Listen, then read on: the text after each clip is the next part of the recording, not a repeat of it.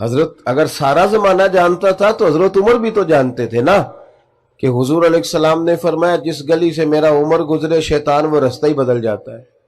اگر ساری دنیا کو پتہ ہے تو حضرت عمر کو بھی تو پتہ ہے نا اس بات کا کہ 950 سال حضرت جبریل امین جناب عمر کی شان بیان کرے تو ختم نہیں ہوتی۔ اگر سارے زمانے کو ان باتوں کا پتہ تھا تو حضرت عمر کو بھی تو پتہ تھا نا۔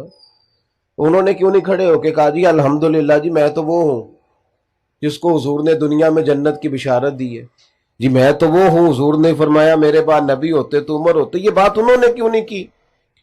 انہوں نے تو جہاں بھی بات کی ایک کی بات کی کہ میں تو اونٹ چرانے والے کا بیٹا ہوں۔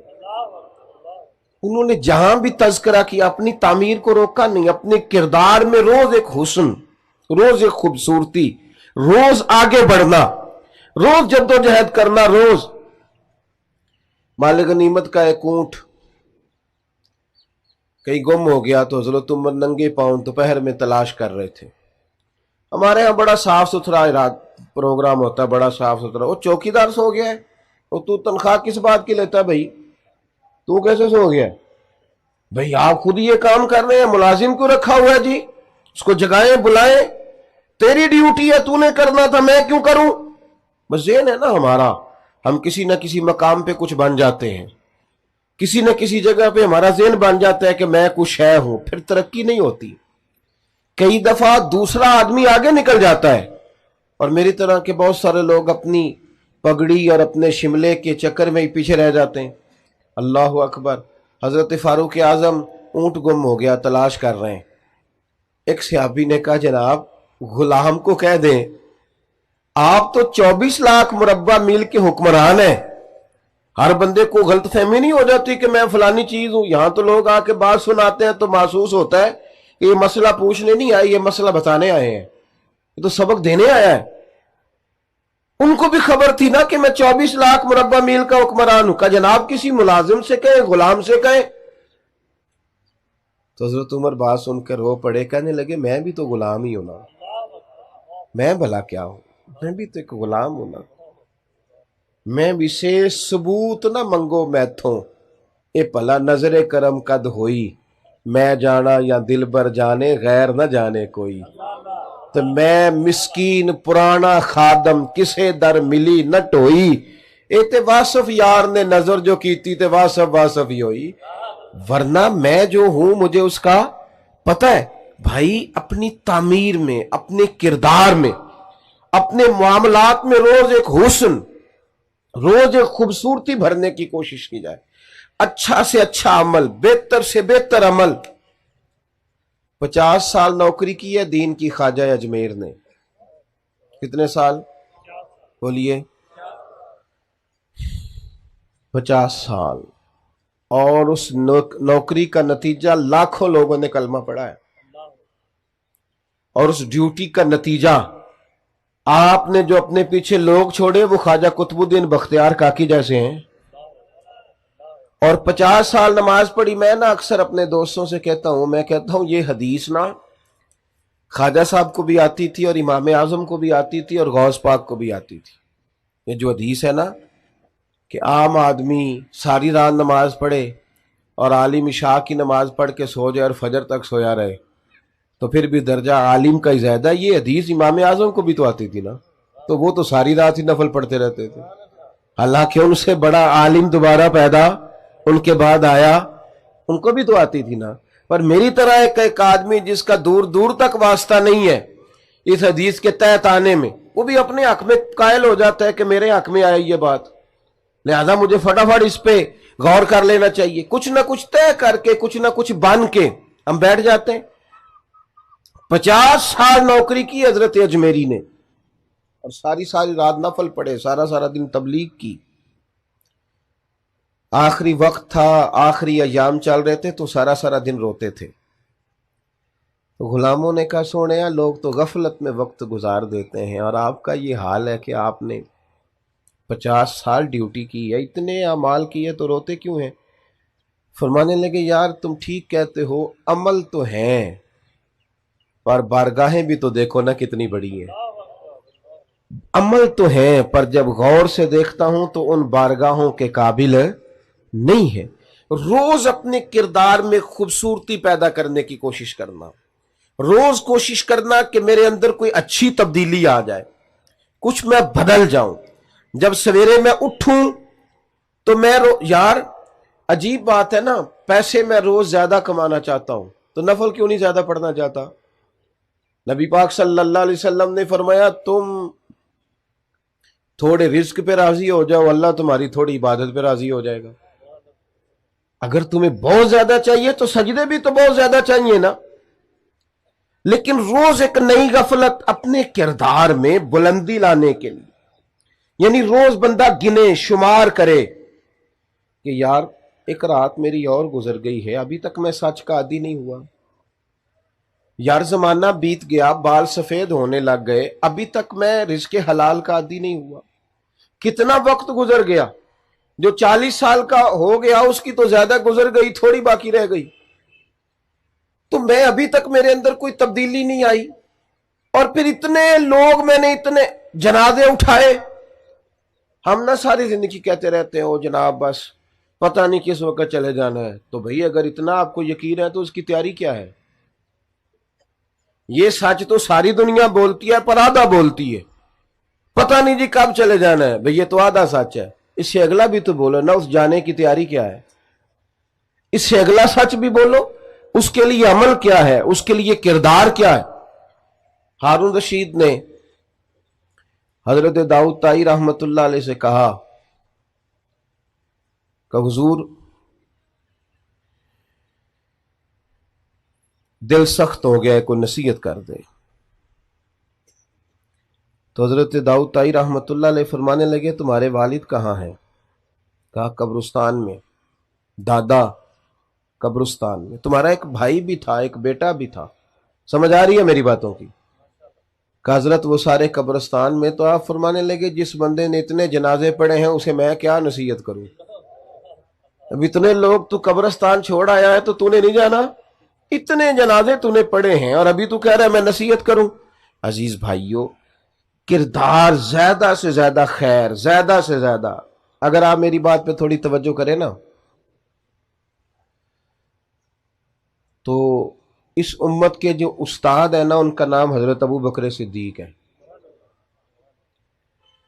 उम्मत मुस्लिमा ने किरदार की रोशनी, अमल की खूबसूरती, जज्बा इश्क रसूल सल्लल्लाहु अलैहि वसल्लम, हुजूर की गुलामी, वफा, अदब, ये सारा कुछ इस उम्मत ने हजरत सिद्दीक अकबर से सीखा है। उन्होंने हुजूर के बाद सारी उम्मत को सिखाया है कि किस तरह तुमने हुजूर से रिश्ता रखना है। आप कभी गौर करें ना इस शख्स पर, ये ताजर भी थे, नबी करीम अलैहिस्सलाम की खिदमत में हर वक्त हाजिर बाश भी रहते थे, ड्यूटी भी करते थे। जिस तरह का हुजूर हुक्म करते वो हुक्म भी पूरा करते थे। लेकिन आप कभी खूबसूरती देखें ना तो इस तरह नहीं है कि मैं निस्बत वाला हूं तो मैं करीब। हमारे यहां ना एक बहुत बड़ा तबका वो भी पैदा हो गया है जो कहता है मेरी निस्बत बड़ी करीब किया तो मुझे खैर है। और कुछ नात खां भी हमें मिल गए हैं, कुछ वाइज मिल गए, कुछ कवाल मिल गए, जो जन्नत बस 3 4 5 मिनट की बात है, आप जन्नती हैं, इतनी सी बात है। और अगर ज्यादा जल्दी जन्नत लेनी हो फिर आपके पास करारे नोटों की दथी होनी चाहिए और स्टेज के आपको करीब होना चाहिए। फिर तो बिल्कुल उसी वक्त नाम भी याद कर लिया जाता है और इश्क रसूल की डिग्री भी बांट दी जाती है, फिर तो बिल्कुल करीब है। भाई अम हसिब तुम मन तदखुलुल जन्ना, अल्लाह तो फरमाता है तुम आसान समझते हो जन्नत में चले जाओगे। ये तो बड़ा मुश्किल काम था, लेकिन यहां फटाफट ही लोग इस पर सवार हो गए। हजरत अबू बकर सिद्दीक को आप देखें, हुजूर ने एक दिन पूछा, यूं सहाबा की सफ़ें, पूछा आज किसी ने रोजा रखा है? अर्ज की हुजूर मैंने रखा है। फरमाया आज किसी ने मिस्कीन को खाना खिलाया है? या रसूलल्लाह मैंने खिलाया है। आज किसी ने कोई जनाजा पढ़ा है? या रसूलल्लाह मैंने पढ़ा है। हुजूर ने फरमाया अबू बकर ये जो सलाहियतें तेरे अंदर है ना, अगर किसी बंदे में जमा हो जाए ना तो अल्लाह ताला उसे जन्नत ही अता फरमाता है, उसका लाजमी नतीजा जन्नत है। یہ دیکھیں جنازہ بھی پڑھ رہے ہیں، جو نبی کریم کی نوکری ہے وہ اپنی جگہ پہ قائم ہے، جنازے بھی ہیں، صدقات بھی ہے، خیرات بھی۔ اس کے بعد آپ دیکھیں حضرت عمر فاروق رضی اللہ تعالیٰ عنہ فرماتے ہیں کہ بوڑھی اماں کا کام بھی کر آتے تھے حضرت صدیق اکبر گھر کا جا کے، اس کے برتن بھی مانج آتے تھے، برتن بھی۔ کون؟ امیر المومنین، خلیفہ وقت۔ جب آخرت کے لیے نیکیاں کٹھی کرنی ہو نا جھاڑو کے ساتھ، پھر جذبہ اور ہوتا ہے۔ اس بوڑھی کے برتن بھی مانج آتے، اس کے گھر میں جھاڑو بھی دے آتے، اسے روٹی بھی کھلاتے۔ اور حضرت عمر فرماتے ہیں عجیب نظارہ میں نے دیکھا، جناب صدیق اکبر کے وصال کو تیسرا دن تھا، اور میں عصر کی نماز کے بعد مسجد نبوی شریف میں بیٹھا تھا، 2-3 چھوٹی چھوٹی بچیاں میرے پاس آئیں، کہنے لگی چچا اب آپ خلیفہ بنے؟ میں نے کہا ہاں میری ذمہ داری لگی ہے۔ تو وہ کہنے لگی پھر آپ چلیں گے ہمارے ساتھ؟ میں نے کہا پتر تم نے کہاں لے جانا ہے؟ تو کہنے لگی ہم نا 4-5 بہنیں ہیں، ہمارا بھائی کوئی نہیں، والد انتقال کر گئے، ہمارے گھر میں کچھ بکریاں ہیں۔ ابو بکر روز عصر کے بعد آتے تھے، ہماری بکریوں کا دودھ دھو کے ہمیں دے جاتے تھے، کچھ بیچ لیتی تھیں گزارا ہو جاتا تھا، کچھ پی لیتی تھی پیٹ بھر جاتا تھا۔ چچا جان 3 دن ہو گئے میری بہنیں روتی ہیں، میری اماں روتی ہے، صدیق اکبر وصال کر گئے، آپ چلیں گے؟ حضرت عمر فاروق کہتے ہیں بڑی چیزوں کا تو مجھے پتا تھا، اس کا تو پتہ ہی نہیں تھا، آپ چلیں گے؟ میں نے کہا ہاں بیٹا میں چلوں گا۔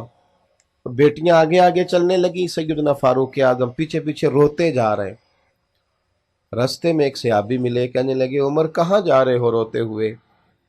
تو فرمانے لگے یار ابو بکر صدیق میرے لیے رستہ ہی بڑا مشکل کر گیا ہے، جگر راہ وفا میں نقش ایسے چھوڑ آیا ہوں، میں جس منزل سے گزرا ہوں وہ اب تک یاد کرتی ہے۔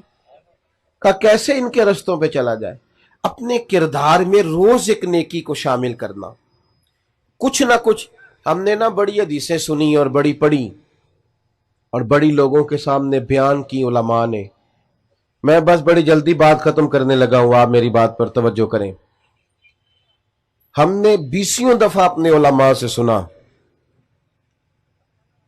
کہ جو بندہ سڑک سے درخت کاٹ دیا جس نے کہ یہ درخت رکاوٹ بنتا تھا وہ بندہ جنت میں گیا، جس نے کانٹا اٹھا دیا، روڑا اٹھا دیا، وہ جنت میں گیا۔ سنی نا حدیث ہم نے؟ ہاں نہ تو کرے نا۔ لیکن میرا سوال یہ ہے کہ اتنے لوگوں نے حدیثیں سنی، پھر روڑے اٹھائے کیوں نہیں جا رہے سڑکوں سے؟ پھر تو وہیں کیچڑ سارا پھینکا جاتا ہے، کچرا پھینکا جاتا ہے، اتنی دفعہ سنی۔ یہ حدیث شاید ہر بندے کو یاد ہو کہ ایک طوائف نے کتے کو پانی پلایا تھا تو رب نے اس کی بخشش کر دی۔ سب کو آتی ہے؟ ہاں تو کرے نا یار، آپ کو بھی آتی ہے جی، سب کو پتہ ہے نا حدیث پاک کا۔ لیکن میرے روڈ پہ تو کتا اگر مر جائے سڑک پہ تو مرے ہوئے کو بھی کوئی لکڑی سے اٹھا کے سائیڈ پہ نہیں کرتا، وہ گاڑیوں کے ٹائروں کے ساتھ مسلا جاتا ہے، مسلا جاتا ہے وہ، اور اس کا گوشت ٹائروں سے لگ کر سڑک سے اٹھتا ہے۔ بھئی یہ حدیث تو گونجی ہر جمعے میں کہ کتے کو پانی پلانے والی بی بی بخشی گئی، تو اس زخمی کتے کو کس نے اٹھانا تھا؟ مرے ہوئے کو روڈ سے سائیڈ پہ ہی کوئی کر دیتا۔ کیا ہم نے دین صرف یہ ہے کہ تقریبات کی نظر کر دیا ہے، کانوں کی ذائقے کے لیے رہ گیا ہے؟ ہمارا وہ ذہن بن گیا کہ ہم نے تقریر سننی ہے جمعے والے دن 30 منٹ کی، 40 منٹ کی۔ یہ تو سارے کا سارا دین عمل کے لیے آیا ہے۔ میں برطانیہ میں روڈ پہ سفر کر رہا تھا تو ایک جگہ پہ ٹریفک بلاک ہو گئی، تو میں نے پوچھا دوست سے کہ مجھے تو کہیں پہنچنا تھا، تو معمہ کیا ہے؟ وہ کہنے لگے کتے کا ایکسیڈنٹ ہو گیا، ایمبولنس آئی ہے کتا اٹھانے کے لیے۔ تو میں اپنے اوپر افسوس کر رہا تھا کہ میرے روڈ پہ تو کتا مر جائے تو وہ ٹائروں سے مسل کے جاتا ہے، حالانکہ یہ ورثہ تو ہمارا ہے، یہ تو ہمیں ہمارے نبی نے سکھایا کہ جو کتے کو پانی پلائے رب تعالیٰ تو اس کے پچھلے سارے گناہ ہی معاف کر دیتا ہے۔ میرے دوستو اپنے لیے کوئی خیر کا عمل، کوئی اچھی بات، کوئی کارنامہ۔